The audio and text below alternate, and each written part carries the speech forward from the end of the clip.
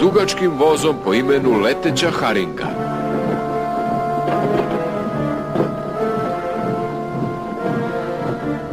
Kojim putem ide Henry? Upitao je redar. Onim pored obale, taj je najbrži.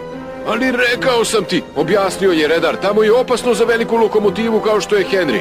Šef stanice je brzo pozvao skretničara. Henry je proleteo pored skretničarske kućice. Ubrzo ću da nadoknadim izgubljeno vreme. Skretničar je odgovorio na telefonski poziv, ali nije čuo upozorenje.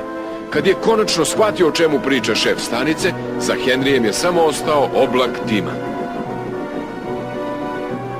Ali kad je Henry stigao do šina u blizini obale, shvatio je da ne može da juri. Svuda je bila magla.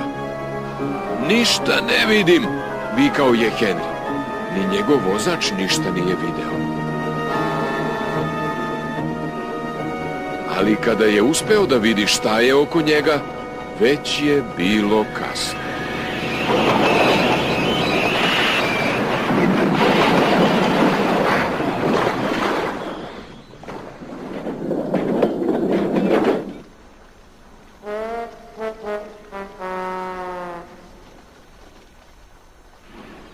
Čim je voda dovoljno porasla, uspeli su da izvuku Henryja.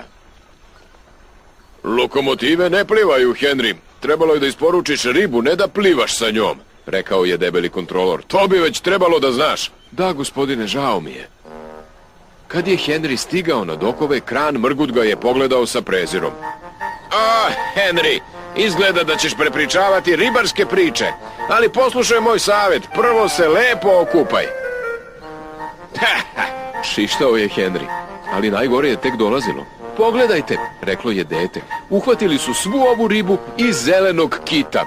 Nije to kit, kazalo je drugo dete, to je čudovište. Henry je bio van sebe. Tomasu je sada bilo žao Henryja. Hajde, tvoj vozač je rekao da ti je vreme za kupanje. Posle toga ćeš se osjećati mnogo bolje. Tako je i bilo. Žao mi je što sam bio neprijatan prema tebi, Tomase. Nema veze. A jel osjećaš nešto u vazduhu? Šta? Upitao je nervozno Henry. Svež vazduh, nasmejao se Tomas. Da, odgovorio je zadovoljno Henry.